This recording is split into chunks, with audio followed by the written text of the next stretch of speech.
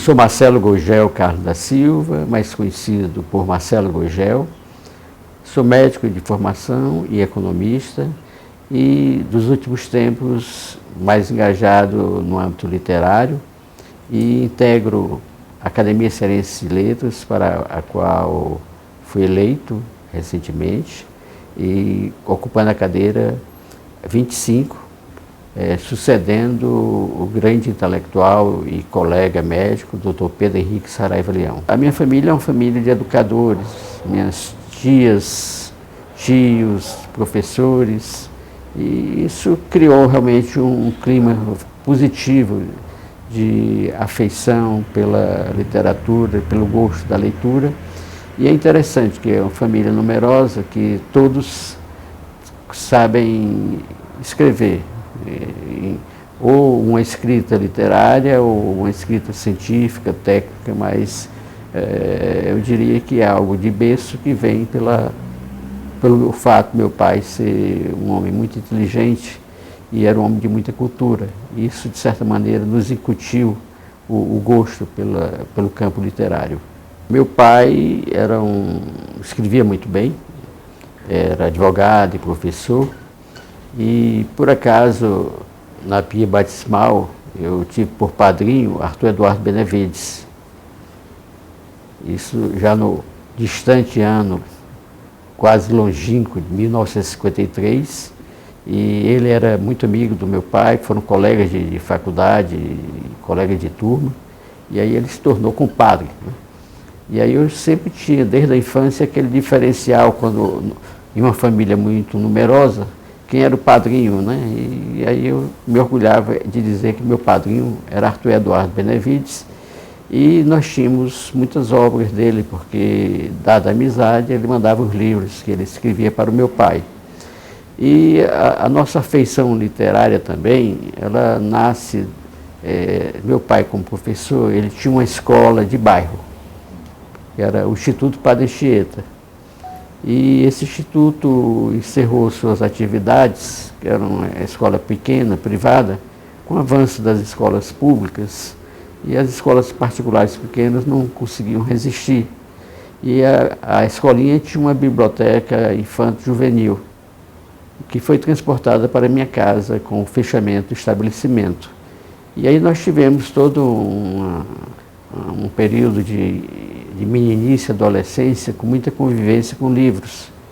No meu tempo de ginásio e começo científico, eu era um frequentador habitual da biblioteca do Sesc. Então era, de certa maneira, um leitor voraz. Meu pai tinha uma biblioteca razoável, não era uma grande biblioteca, tinha infanto-juvenil que nos favoreceu com muita leitura, tipo Júlio Verne. Nós líamos muito O Tesouro da Juventude, foi uma obra marcante na minha adolescência e meninice, O Tesouro da Juventude. E duas obras eram importantes para mim, despertando o interesse para o campo da história, que era uma coleção de história dos hebreus, do Flávio Joséfo, que tem ali, foi parte do legado do meu pai, eu fiquei com essa coleção, e a outra foi a História Universal do Cesare Cantu. Então foram duas obras monumentais da minha construção intelectual, né? E eu li muito Jorge Amado, né? Então, não de casa, mas que eu pegava na biblioteca do Sesc. Então, livros que eram lançados, best-seller, e um livro que foi muito marcante para mim foi o Diário de Anne Frank. Não estava no meu planejamento ingressar no hábito literário, porque no científico eu enveredei para uma formação técnica. Tinha aquele dilema na época de colégio, o que é que você vai fazer na vida, e eu estava entre a ideia de fazer carreira diplomática ou fazer uma profissão na área da saúde, dada a facilidade que eu mantinha para estudar biologia e o domínio da química, que tinha eram matérias mais próximas para a área da saúde. E aí, durante esse direcionamento, eu me preparei para o vestibular do curso de Medicina e vindo de uma escola comunitária, eu fui aluno do Liceu do Ceará e depois eu fui estudar no Colégio Júlia Jorge. Peguei uma fase já negativa do Liceu. O Liceu foi uma grande escola da década de 50, 60, metade dos anos 60, e depois, no período do regime militar, foi uma escola que perdeu muito da sua qualidade, com muitas greves, muita paralisação. E eu fiz o ginásio no Liceu e me transferi para o Colégio Júlia Jorge, que era uma escola da Campanha Nacional de Educandários Gratuitos, e depois virou de Escolas da Comunidade, de SENEG para SENEC. E do Júlia Jorge, eu fui me preparando para o vestibular, tive a sorte de fazer um curso intensivo no Colégio Cearense, dos Maristas. O curso intensivo do Cearense foi, de certa maneira, um ponto importante para a minha aprovação no vestibular de janeiro de 72. Durante o curso médico, no primeiro ano, eu ainda pairava aquela possibilidade de fazer o Itamaraty. E na época, para fazer Itamaraty, você tinha que ter uma formação inicial em Direito. E aí eu tentei o vestibular para a área de Humanidades, mas já no final de primeiro ano vi que não seria algo muito bom para mim enveredar pela carreira diplomática, porque eu não tinha uma tradição de família na área, de relações exteriores, e fiquei realmente na medicina.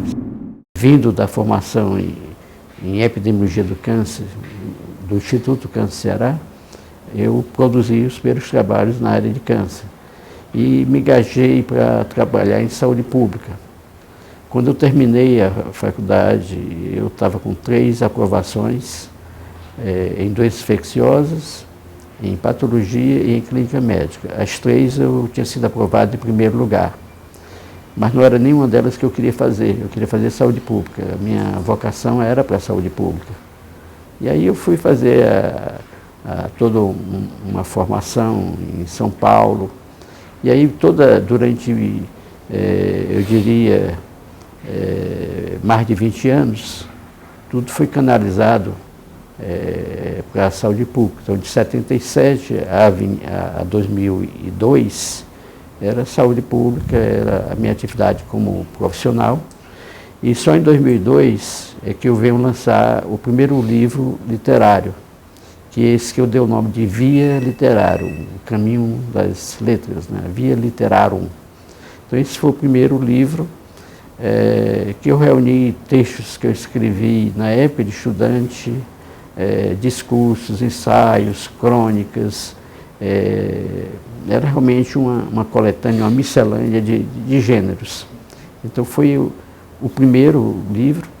Eu tive um convite para ingresso na Academia Cearense de Letras em tempos muito recuados. No início dos anos 90, o meu padrinho, Arthur Eduardo Benevides, disse que queria me colocar na academia. E ele era uma pessoa que tinha muito prestígio, porque era o presidente da academia, e praticamente quando ele definiu o nome, a pessoa estava eleita. E ele me convidou para entrar. Não era talvez só uma questão de ser afilhado dele, é porque ele esteve presente em 2 momentos que eu ganhei o Prêmio Estado do Ceará. Eu ganhei um foi com câncer em Fortaleza, e o outro foi Situação de Saúde de Fortaleza. Então, esses 2 livros me deram os prêmios.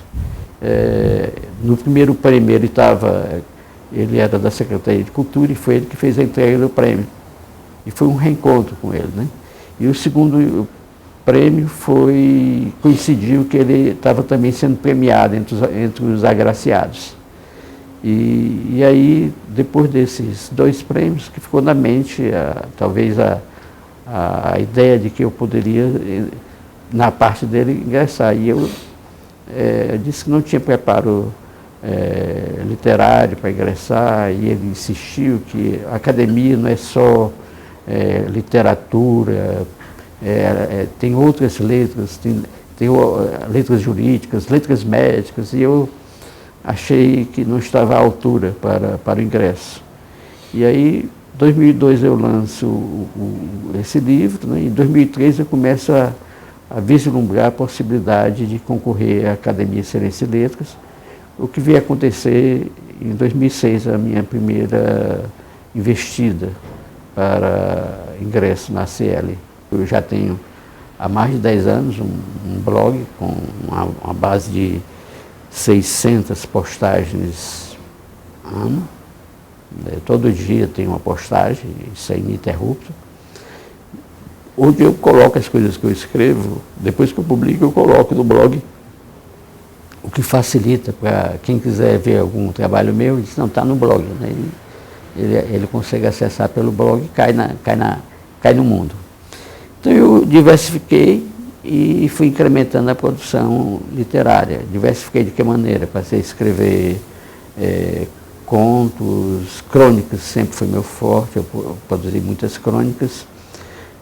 Eu tenho mais de 700 crônicas publicadas. No Jornal Povo, há um ano e pouco, eu completei 200 crônicas publicadas nesse veículo. E aí fui investindo em contos, em discursos. São 176 discursos escritos, pronunciados e estão escritos. Boa parte está publicada, reunida em obras. E entrei para o âmbito das memórias e das biografias, dezenas de biografias foram convertidas em livros. E também no campo técnico, uma coisa que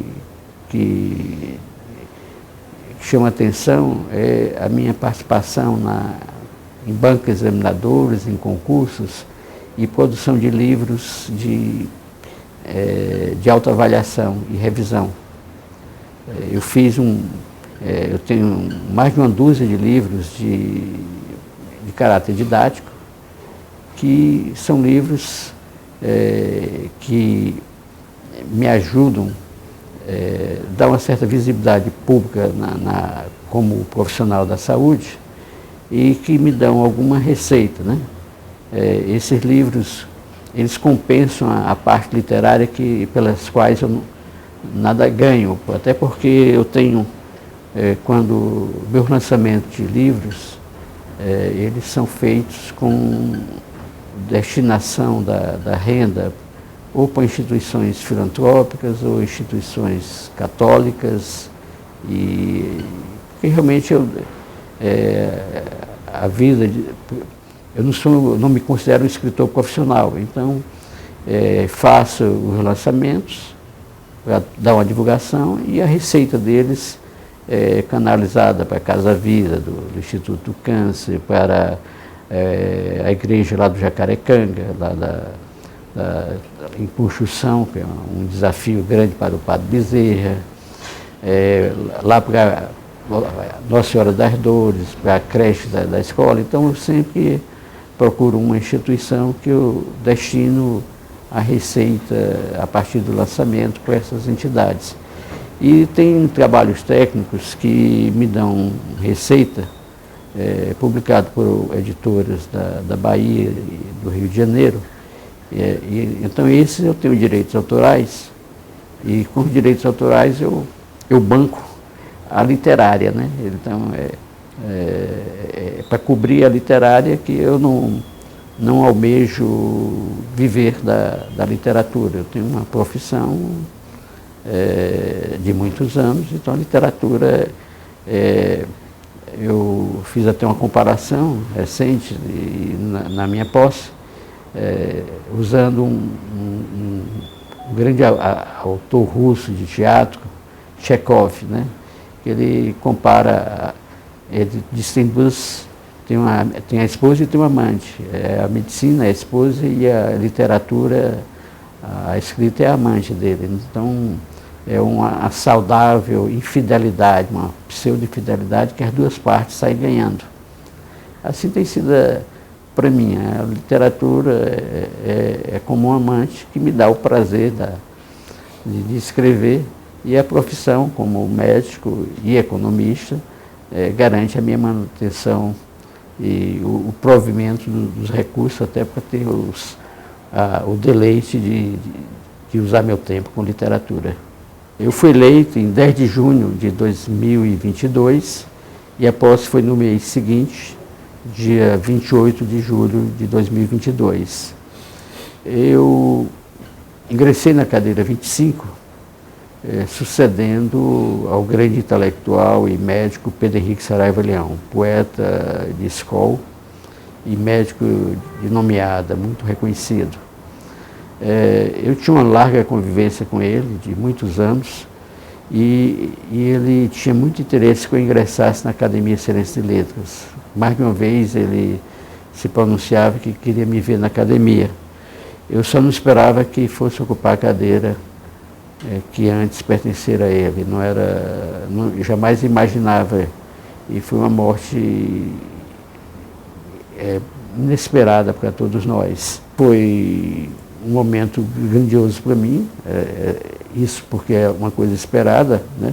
Porque a minha primeira tentativa foi em 2006 de concorrer, a segunda 2012, e 10 anos depois da última foi viabilizada a minha eleição. Eu fui recebido pelo acadêmico Flávio Leitão, meu colega, também as coincidências, ele é da Academia Cearense de Medicina e é da Sobrames, e também da Academia Cearense de Médicos Escritores, que eu sou integrante. Eu acho que realmente coroa a minha vida literária. Antes disso, eu entrei no Instituto do Ceará, Instituto Histórico, Geográfico e Antropológico. Já estou com quase 10 anos de instituto, já é um bom tempo. E lá eu também tenho produzido para a revista do Instituto, ainda trazendo a lume um pouco da história, né? Meu pai era professor de História e nós tínhamos na nossa família um apreço muito grande pela história. Meu patrono é Manuel de Oliveira Paiva, um grande escritor, morreu muito novo, aos 31 anos de idade. Ele deixou 2 romances, um é A Afilhada, e o outro, que é a obra que o tornou muito conhecido, é Dona Guidinha do Poço, que foi publicado póstumamente, mais de 30 anos depois da obra escrita. E ele tem uma produção grande, espaço em literatura, em crônicas, poesias, mas como morreu muito novo, aos 31 anos de idade, ele ficou muito esquecido. Mas o resgate da produção dele tem dado visibilidade à qualidade dele como escritor e precursor do movimento regionalista, né? Então é uma cadeira que me dá muita responsabilidade, tanto pelo patrono como pelo antecessor. Então a responsabilidade é grande. Até meu neto, eu tenho 2 netos que vieram para o lançamento, né? São americanos, né? E meu neto, curiosamente, disse que o vovô precisa ter alguma coisa a mais, porque ele já realizou o sonho dele.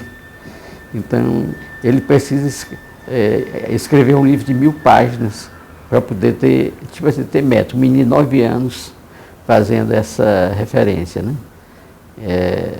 A minha família sabia da minha pretensão de ingresso na academia e recebeu muito bem, né?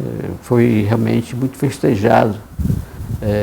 Até porque uma coisa estranha, eu fui pesquisar, eu sou o primeiro que porta o sobrenome Bugel a ingressar na CL, de uma família que tem 400 anos de história do Brasil. Aí, na minha curiosidade, eu identifiquei que eu sou o 21º médico que entra na academia, hoje são 4 médicos, e sou o 2º economista a ingressar na CL. Não dá para comparar com os formados em Direito, que são maioria, seguido pelos formados em Letras. É um reconhecimento, né, de toda a minha produção, como que tem um aval de que essa suposta imortalidade, que são os imortais que morrem, né? Mas a imortalidade está na possibilidade de que a cadeira persiste, outros vão dar sequência, eu serei sucedido, faz parte, a roda da fortuna, né? Em que se alterna o momento bom e da alegria com o momento da tristeza e da partida.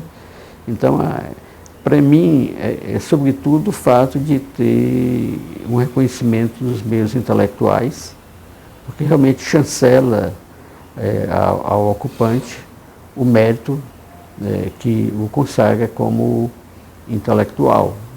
Então, para mim, isso é algo que eu considero relevante. Eu almejava isso há muitos anos e acho que cheguei realmente a uma situação de júbilo para mim. Não quer dizer que agora não, eu cheguei como diz Antônio Salles, aos píncaros da glória, né? Não é bem isso.